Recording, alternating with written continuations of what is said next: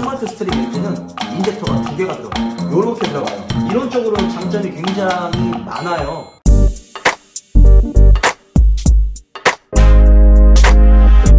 안녕하세요. 양심중고차 이신영입니다. 오늘 자동차 상식은 2.5 스마트 스트림 엔진의 바뀐 점, 기본적인 구조나 원리 이런 것들을 설명하는 영상을 찍을게요.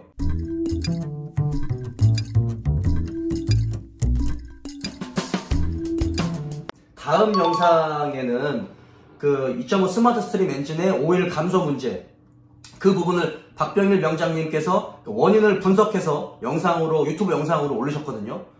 그래서 혹시나 또 이해를 잘 못하시는 분들이 있을 수 있으니까 그 영상을 토대로 제 방식대로 쉽게 설명할 수 있는 영상을 따로 만들도록 하겠습니다. 그 전에 2.5 스마트 스트림 엔진의 바뀐 점이 뭔지를 알아야 이해하기가 쉽겠죠. 이 2.5 스마트 스트림 엔진은요, 완전히 새로 개발된 엔진이 아닙니다. 시스템이 아니에요. 누 엔진을 개량해서 만든 게 이 2.5 스마트 스트림 엔진입니다. 그러니까 그 개량한 거기 때문에 전혀 새로운 엔진은 아니에요. 바뀐 거는 두 가지가 있죠. 듀얼 인젝션 방식이 들어가 있고, 그 다음에 흡배기 밸브를 가변 제어하는 CVVD 기술이 들어갔습니다. 그걸 먼저 설명드리면, 예전에 이 흡기 가변 시스템이라고 해서 CVVT, CVVL 이런 것들이 있었잖아요. 가변 밸브 타이밍, 가변 밸브 리프팅 이런 기술이 있었었는데, 이제는 이 흡배기 밸브에 열리고 닫히는 이 시간까지 가변으로 조절하는 거죠. 예전에는 고속 저속으로만 해서 이 밸브가 열리고 닫히는 이 타이밍만 조절했다거나, 아니면 밸브가 열리는 양, 리프팅의 양만 조절을 했다거나 이랬었는데, 이제 CVVD 듀레이션 기술이 들어가는 거는 밸브가 열리는 시간, 닫히는 시간을 따로따로 가변으로 제어할 수 있는 이 기술이 이 밸브 듀레이션 CVVD 기술입니다. 그게 들어갔죠. 그리고 한 가지 듀얼 인젝션이 들어갔다고 했잖아요. 그러니까 인젝터가 2개가 들어가는 겁니다. 기본적으로는 한 기통당 인젝터는 하나씩 들어가요. 4기통이니까 인젝터도 4개밖에 안 들어가겠죠. 6기통이면 6개가 들어갈 거고요. 8기통이면 8개가 들어갈 거고. 그런데 스마트 스트림 엔진은 이 인젝터가 2개가 들어가요. 그런데 하나는 GDI 시스템의 인젝터가 들어가고, 하나는 이 MPI 시스템의 인젝터가 들어갑니다.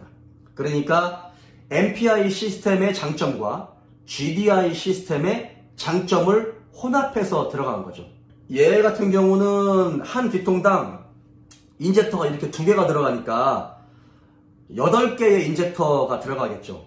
그래서 보통 예전에 인젝터가 이렇게 2개씩 들어가는 엔진들도 많이 있어요. 근데 그런 것들은 거의 이제 고출력 자동차에만 인젝터가 2개가 들어간 거였고, 스마트 스트림 엔진은 고출력을 내는 게 아니고요, 배출가스의 농도를 더 줄이고 더 정밀하게 제어하기 위해서, 그리고 이건 제 개인적인 생각이지만 기존에 있었던 GDI 엔진에서 나왔었던 이 카본 찌꺼기의 문제점을 좀 보완하고자, 개선하고자 하기 위해서 이 MPI 시스템의 인젝터를 추가하지 않았을까라는 생각을 합니다. 요거는 이제 정비하시는 정비사분들도 다 동일하게 생각하는 부분이고요. 인젝터가 이렇게 가장 크게 바뀐 거는 이 인젝터예요. 요렇게 들어갑니다. 요렇게 들어가요. 그래서 저속에서는 MPI 인젝터가 작동을 하고, 고속에서는 이 GDI 인젝터가 되는 거죠. 그래서 GDI 인젝터는 다이렉트로 꼽혀 있고, MPI는 인젝터의 뒤쪽에, 흡기 다개관 쪽에 이렇게 꼽혀 있습니다. 위아래로 이렇게 꼽혀 있어요. 먼저 MPI 시스템과 이 듀얼 인젝션을 적용한 이유가 뭐냐면, 이 MPI 시스템 같은 경우는 연소실 바깥쪽에서 연료를 뿜어주다 보니까 연료가 흡기 밸브를 지나가면서 흡기 밸브에 쌓여있는 이런 카본 찌꺼기들을 좀 청소하고요. MPI 엔진들 같은 경우는 이 피스톤 상단에 카본 찌꺼기가 좀 덜 껴요. 굉장히 좀 깨끗한 엔진입니다. 카본 찌꺼기가 자꾸 이렇게 좀 씻겨 내려가는 그런 특징을 가지고 있어요. 그래서 엔진에 때도 많이 끼지 않고 조금 정숙하죠. 정숙하고 조금 부드러운데, 배출가스의 농도를 줄이고 또 연비를 개선하기 위해서는 구조적인 한계가 있어요. 왜냐면 바깥쪽에서 연료를 뿜다 보니까 어쩔 수 없이 이 연료의 손실이 있을 수밖에 없는 구조로 되어 있습니다. 근데 이제 그거를 계산하기 위해서 GDI 방식이 나왔는데, GDI 방식은 정말 이 연소실 안쪽으로 다이렉트로 꼽혀서 이 연료를 뿜어주는 방식이잖아요.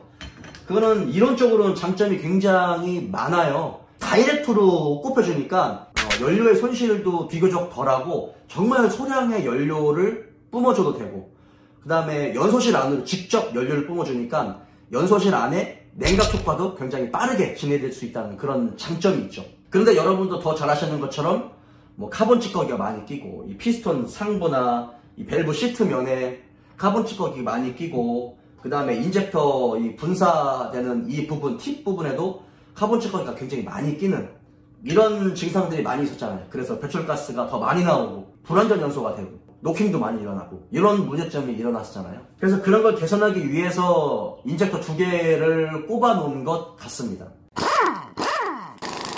장점은 굉장히 정밀하게 제어를 한다는 거. 기존에 있었던 시스템보다 더 연료 분사 시스템이 추가적으로 들어가기 때문에 저속, 중속, 고속에서 더 정밀하게 제어한다는 거. 정말 최신 기술이 들어가 있는 그 기술이겠죠. 하지만 단점은 구조가 복잡해진다는 단점이 있습니다.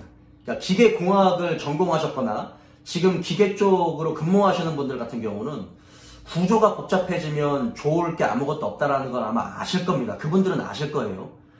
구조가 복잡해지면 거기에 들어가는 부품의 가지수라든지 그거를 제어하는 여러 가지 부품들, 시스템 로직들, 그런 것들이 추가적으로 더 들어가다 보니까 변수가 생길 확률이 굉장히 높죠.